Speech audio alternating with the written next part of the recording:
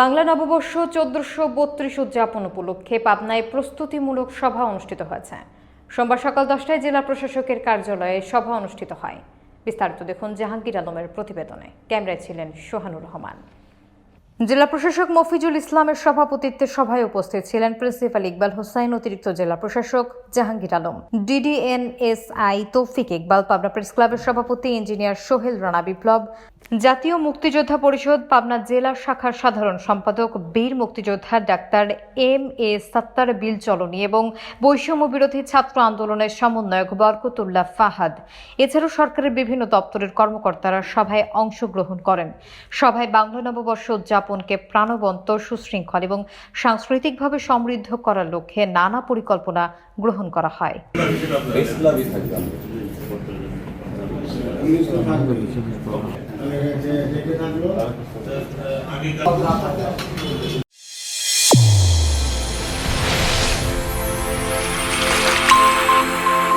Channel A1 হৃদয়ের স্পন্দন।